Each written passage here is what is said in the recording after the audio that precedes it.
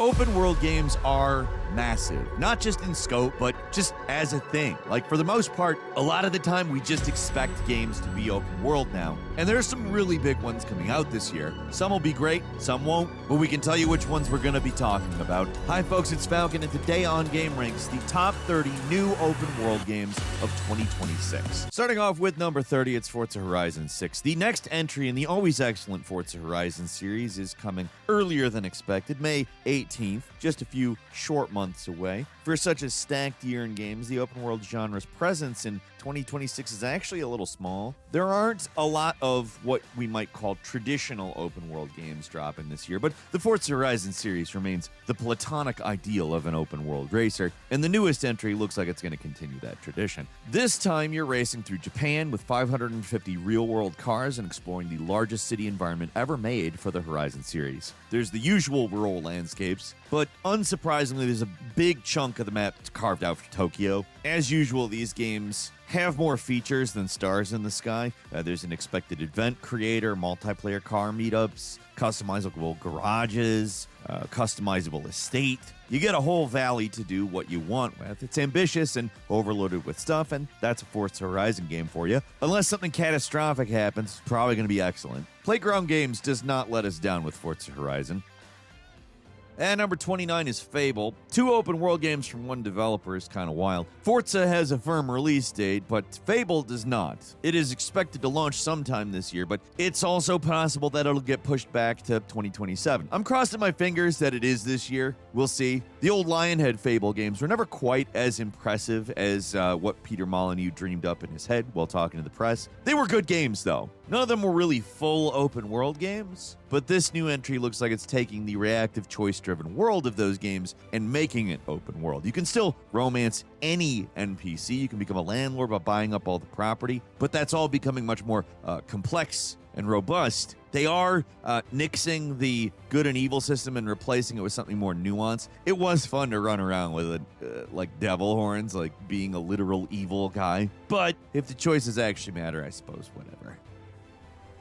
Number 28 is Chronicles Medieval. The upcoming Mountain Blade competition talks a big game. Let's see if developer Raw Power Games, a new developer, will be able to back it up when the game launches sometime this year. Like Mountain Blade, it looks like it's a sandbox where you're free to develop your character however you want. You can choose to be a lord, mercenary, brigand. There's no firm story for you to follow. It's more of an open-ended experience where you have a lot of options. You can pursue those options in a lot of different ways. And it all boils down to building an army, engaging in large-scale warfare. Combat has the potential to be really hard-hitting and dangerous, but the problem with this game is that they haven't really shown us anything. The trailer has all the telltale hallmarks of being pre-rendered. The only part with actual gameplay is at the very end, and it's a little suspicious as to what the actual game will look like. Still, it's exciting someone's trying to take on Mountain Blade. It's also exciting they're trying to operate on this level of fidelity. Hopefully the game proves worthy of the attention it's getting when it comes out later this year. Also, just hopefully it comes out later this year. And number 27 is Alkahest. There's a growing movement against the sort of classic bloat that open world games have. So a lot more of these open world games we're seeing announced are more focused experiences. You never really know what that actually means, but a game has the open world tag. Is called Alkahest. It does seem to take place in large environments, so open world is probably at least partially a correct descriptor for it. But for a list like this, sometimes all we can really do is guess if a game actually fits or not. Like, do you consider open zone open world? I don't know. What's unique about Alkahest is that instead of the usual magic, you're relying on alchemy. There's going to be a robust potion crafting system to go along with all the hacking and slashing. It's got more of a low fantasy vibe than you usually see in games like this, and that's pretty intriguing. The game's trailer also does look impressive. It's another game with no firm release date, though, but at least the expectation is it comes this year. Number 26 is Solarpunk. The survival crafting genre is obviously huge. There's so many of these things coming out on a near daily basis, they do start to run together. Unless it has an obvious hook that makes it stand out, a game needs to be really good to carve out a place in this oversaturated genre. Solarpunk mostly sticks to what works with these games. What makes it special is it seems to be just really, really well done. Building mechanics seem very simple, very intuitive, but they give you a lot of flexibility in how your structures look. There's the usual crafting, resource gathering, and farming programming you'd expect with a game like this, as well as a full multiplayer component so you can play with friends. Like pretty much every upcoming survival crafting game, the world is split into islands, and in this one, you can build airships to explore the skies. As the game's name implies, you use solar power, wind power, water, etc. to generate electricity, and powering your structures is an integral part of the game. What makes this one work so well is how intuitive and well designed it is. It's not doing anything super innovative, but it's taking some slightly more advanced concepts and making them more approachable and just look like they work better too. At number 25 is Mortal Shell 2. The first Mortal Shell is one of those types of games that felt like a first draft. You play it, it's good, it's alright. It just feels like if they got the chance to make a sequel, they'd really have something, and we're getting that sequel in 2026. From everything they've said about the upcoming game, it really sounds like they figured out everything they need to with the concepts of the first game, and I think this is going to be a good one. The first game was basically just a hub with a few linear paths that branch out from it, but they're saying Mortal Shell 2 is an interconnected open world that's going to be big and deliberately designed. I hope they actually mean that and don't just mean a series of long levels again. Instead, make it a proper open world, because the challenge and mystery of a Souls-like really does benefit from a more open structure. It can be a little frustrating wandering into places that are a little too dangerous for you early in the game, but making these things at least semi-non-linear adds a lot to the experience. The shell system is returning from the first game, and along with everything else, it looks like it's getting a serious expansion. The first game was okay, even maybe pretty good, but this one I think is going to be a winner. At number 24 is Assassin's Creed 4 Black Flag Resynced. With Assassin's Creed Hex apparently still a long ways away, it looks like the only big Ubisoft open world game scheduled for this year is still the inexplicably unannounced Assassin's Creed 4 remake. A lot of people were expecting this one to launch early this year, but after Ubisoft's restructuring, it appears the game has been pushed back to fiscal year 2027, for which Ubisoft could launch as early as April of 2026 or as late as March of next year. That gives the game 8 months or so to come out in 2026 versus 3 months in 2027. Well, it's possible to wait even longer. I'm hopeful they come out with it this year. That's because I want it to, though. I mean, I'm not going to lie. It's one of the best, if not the best, all-around Assassin's Creed game. It's fantastic. I'd love to get the chance to go through it one more time with some quality of life improvements. It was not perfect at all. There were a lot of training missions, way too many. And the occasional stealth ship segment felt really unnecessary and annoying. But the ship-to-ship combat, the shanties, the massive world, just a fantastic entry into the series that needs to come out already.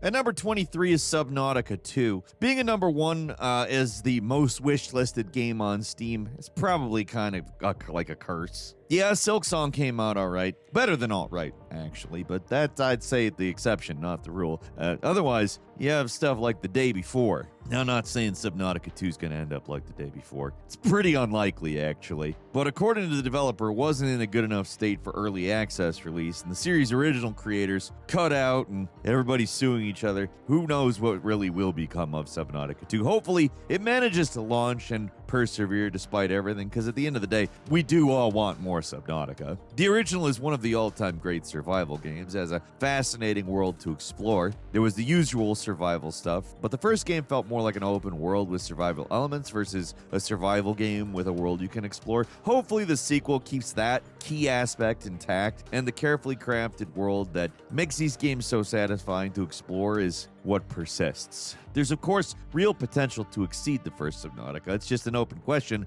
if the developer Unknown Worlds is capable of it anymore. I'm hoping they are, but there's no way to know until Subnautica 2 actually comes out, which is hopefully going to happen this year.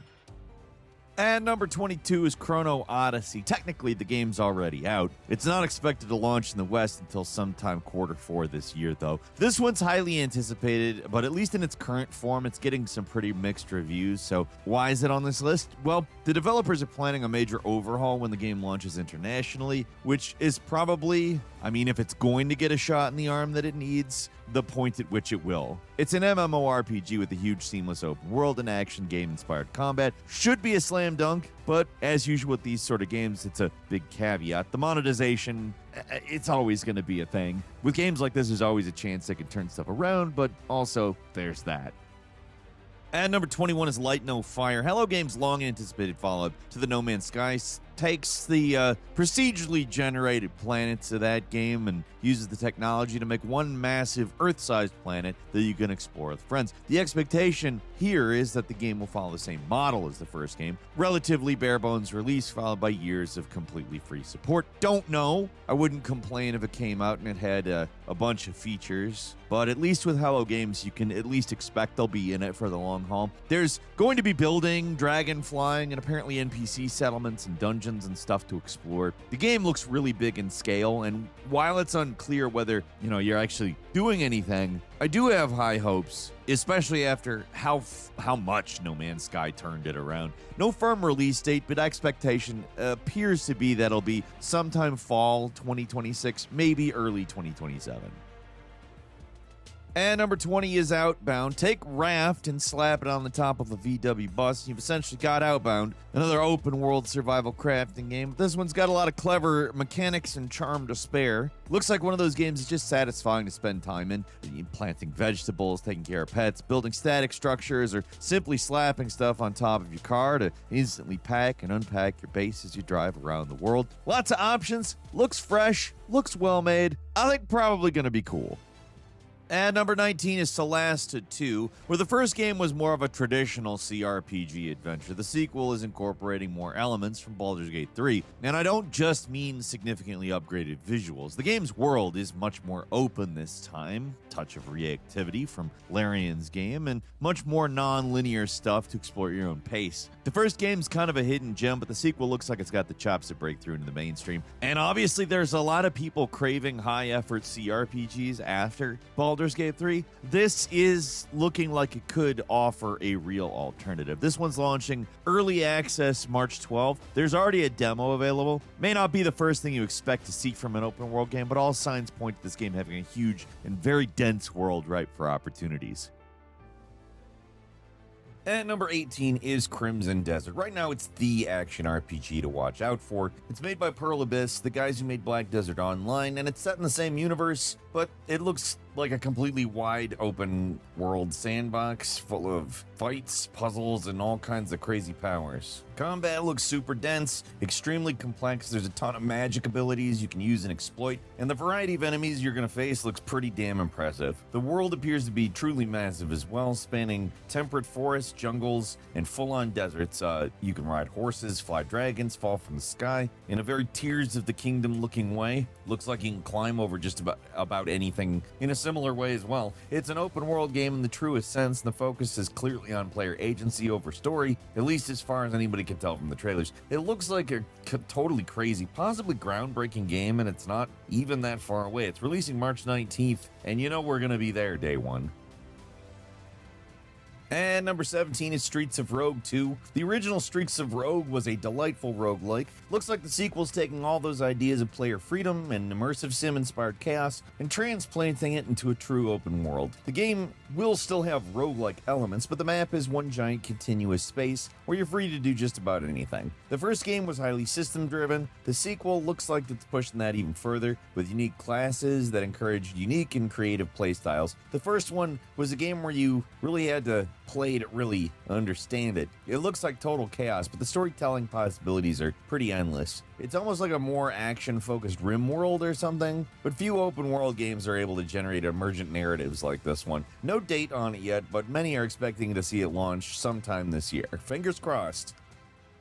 Number 16. This is Nioh 3. Most Koei Tecmo Souls-likes stick pretty close to the formula established by the first Nioh. By that, I mean they have a linear progression of stages split up into distinct chapters. Nothing seamless about these games, collection of levels, and that's not an insult. It's just how they are. Nioh 3 appears to be doing something different. For one, they're using an open field model that's not as open as Elden Ring, but not linear in the way other Nioh games are. They're also adding a dedicated jump button, so you're given a lot more leeway when exploring. Still going to be the usual sort of difficulty, though. Can't just go anywhere you want immediately. Certain paths will be extremely difficult to go down right at the start, so there is a wrong path, I suppose, and it's difficulty gated. Along with a bigger and more open world, though, they've expanded the already complex combat mechanics by allowing you to switch between the classic samurai combat style and the new ninja combat style to press the button. A button. Got ahead of myself there. The game has the potential to be the best game in the series to date, and it's not far off at all. Launches February 6th. And number 15 is Outward 2. The first game was a unique take on the open world RPG, introducing uncompromising difficulty and survival mechanics into the mix. It was an interesting game, but you could see the limits of what the developers were capable of at the time, and it could be pretty clunky to play. The sequel looks a lot more refined, hopefully retaining everything about the first game though that made it such a unique gem. Combat definitely looks more refined, the survival mechanics look more fleshed out, and how you traverse the more varied environments, the sand dunes, the snow mountains, everything looks cooler. The high difficulty looks like it's still part of the core identity here as well, but being able to play with 3 other people might make that a little more tolerable. Outward 2 showing a lot of promise. Hopefully it delivers when it releases sometime Q3. And number 14 is Demon Tides, an open-world platforming game inspired by Super Mario 3D World's Bowser's Revenge add-on. Nintendo has yet to build off the game, so it's up to indies to take the reins on this one. There's no better developer to do it than guys behind Demon's Turf, one of the better indie platformers to come out in quite a while. The first game weirdly mixed 2D sprites with a 3D world, but Tides is a little more traditional, got 3D models, but the depth of the platforming looks pretty much the same. You can take these clever and fun mechanics, throw them in a full open world. You got something that could be one of the best modern platformers yet. The game already has a demo and shows how refined the gameplay is. Really refined. In all seriousness, play this demo. It's very good. Graphics are simple, but I think they're appealing, and the world they've created looks massive and fun to explore. The game's coming really soon. It's coming on February 19th. I think it's going to be good. And number 13, Blackfrost, The Long Dark 2. Very little is known about this sequel and what it's bringing to the table that's different from the first game, but the original Long Dark is one of the best survival games on the market, and this sequel, at least according to the developers, is a more refined version in every possible way. There's 2 standout features here. Co-op is one. They're finally implementing a cooperative play for up to 4 players simultaneously, and there will apparently be NPC survivor communities you can choose to live with or try to make it on your own. There's also this perma-life feature, which is sort of the opposite of perma-death, where you don't die, but your character does gain like additional fears and risks depending on how they succumbed. So being dead in Blackfrost isn't necessarily being dead. It's another part of your journey, which is kind of an interesting idea. It feels like it's taking the Sifu idea and maybe running in a slightly different direction, but starting there. The game's hopefully launching sometime this year, into early access, of course. I mean, would you expect different? And number 12 is Witchbrook. With the haunted chocolatier nowhere in sight, we'll have to rely on something else to get our Stardew Valley-like fix. This charming-looking life simulator may not have farming focus, but it looks like it's got just about everything else. It's got a magic school that you're going to attend, but that's hardly the only thing this thing seems to offer. It's got a big city full of characters with their own routines, changing seasons, community events, and shops to partner with to start your own business. Attending classes, doing homework, and expanding your knowledge in the arcane arts is basically the essential part of the game, but it seems like there's a ton of other stuff to do in the city that looks pretty impressive. You can even play online with friends. It's one of the most wishlist games on Steam for a good reason. Looks like the ultimate magic school simulator. It's launching sometime this year. And number 11 is Monster Hunter Stories 3 Twisted Reflection. Couldn't describe any other game in this Monster Hunter spin-off series as open world, but apparently the third entry is going to be bigger and more ambitious in that direction. This upcoming game, which launches March 12th, features more open areas that are also highly vertical and detailed that you can seamlessly explore using various monsters that climb walls, swim through water, and fly through air. It's otherwise still mostly a traditional RPG, which is fun, but the freedom you're allowed to explore is pretty unique. Overall, looks like a pretty big step up from the last one. Does look a little more mature than the kid-focused first 2 games. Mechanically appears to be more complex and interesting. I think that this is otherwise a pretty fun RPG series, so I'm excited to see where it goes. And number 10 is No Law. This FPS from the makers of The Ascent looks like a linear FPS, but there's apparently a full open world here to explore between missions. The game takes place in the cyberpunk city of Port Desire, a highly vertical seaside cliff town. I expect will not be huge, but looks like it will be visually stunning. The game's core missions emphasize immersive sim elements, which I very much like. You can either go in guns blazing or sneak around in carefully designed environments. What the open world exactly brings to the table, unknown. Hopefully they give us something to do in Port Desires and just window dressing. And number 9 is Railborn, where Outbound lets you build a base on a car. Railborn has you build a base on a train. And you can really go nuts with it too. It looks like a massive world is connected by a massive railroad with branching paths and their own environmental hazards on each of them, which you have to overcome like snow and alien creatures. There is a goal. It's not just pure sandbox. You can uncover the secrets of the world and eventually escape at the end of the tracks. The goal isn't necessary for one of these kinds of games, but I do appreciate the idea of giving you something concrete to work towards. In terms of survival mechanics, there's heavy emphasis on power distribution when building your train. It's not as easy as slapping an engine on the front and dumping coal resources in there. You need to manage power systems, direct resource flow, and capture and distribute water, as the game claims. This is one survival game I think to watch out for. No release date yet, but looks like this year. And number 8 is the Blood of Dawnwalker, an unusual time-based open-world RPG still apparently launching sometime this year. Made by former Witcher developers, it's got a strong pedigree, unique ideas too. Apparently the game is going to change dramatically between night and day. During the day, you move around, but lack many of your vampiric powers. At night, you're a lot stronger. You have to be stealthy because you're a freak. The game's central time mechanic means you can't just fast forward. You got a limited amount of time to rescue your family, and every single time you complete a quest, that time moves forward. There's no ticking clock per se. If you're not actively completing quests, time stands still, but there's still a time adjacent pressure to deal with. There's also apparently not going to be an actual main quest, so at least the first time through, there's no real way to know which quests are actually important and which aren't, which is a pretty interesting wrinkle to add to things. It's an open world game with a lot of ideas. Hopefully they'll actually work.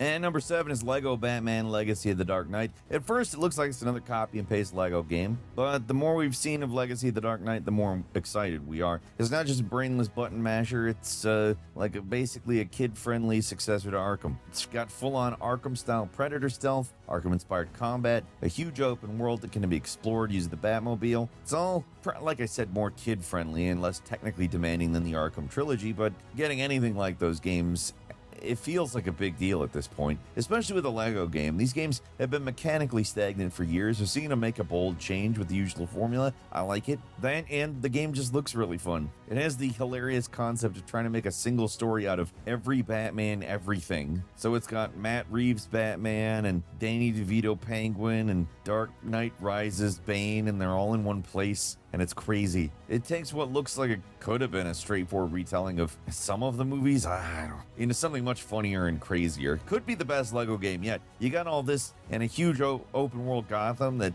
looks dense with secrets and collectibles. Looks great. Launches May 29th. And number 6 is Hela. In this easygoing open world game, you play as a mouse on a mission. You've been sent out to find ingredients for a witch to craft special potions so they don't die. You do that by solving puzzles and exploring this huge Scandinavian-inspired landscape, and to be honest, I have no idea what you're actually supposed to be doing. It is charmingly weird though. It's got 4-player co-op and a pretty cool looking world, so I think there's potential for fun here. In the little animals doing things genre, this one looks higher effort than we usually see, and the world itself looks detailed and expansive. If you want something that's not quite as stressful as your usual open world game, Hela might be worth checking out sometime later this year. And number 5, it's Windrose. This upcoming pirate survival crafting game has all the usual base building and tree chopping you'd expect, but it looks like there's a lot more going on. There's dungeons full of treasure, strange monsters to fight, and bosses that take on either the high seas or in their hideouts. The open world is procedurally generated, but even the amount of specific content kind of makes me think some of this stuff is partially handcrafted in a way that it's going to keep things fresh. It's speculation on my part, but I think it looks like it might be Valheim with a mix of pre-made dungeons and randomly generated terrain. I don't know. Whatever it does end up being, the world does need more good pirate games, and this one's definitely got potential. And number 4 is the Enshrouded 1.0 release. One of the better open world survival games lately will be coming out of early access this year, specifically in the fall. Now, what makes this game so special outside of the usual survival crafting stuff is its huge world. It's one of the best, most mechanically satisfying survival games on the market right now, and each update just makes it better. I expect good things from the 1.0 release. The game has one of the best building systems in a survival game, and it manages to be easy to use and have a lot of depth at the same time. The combat pretty responsive too. For me, it's an excellent open world that makes this game great, and I look forward to the game coming out later this year. Moving on to number 3, it's Rooted, a survival crafting game for the road. What makes Rooted stand out is it's one of the few non-fantasy titles on the list. There's actual shooting with enemies and everything that appears smarter and more dangerous than the average brainless NPC, including tense killer be killed shootouts, and some other new mechanics like a salvaging system where you have to actually examine old world objects in order to learn about them, etc., etc. The game looks dense, realistic, it's got deep woods, overgrown downtown locations. There seems to be a story which can apparently trigger major events that change the nature of the world, and the usual cooperative play as well. It's another game that could be a long way off, but there's speculation it's releasing this year.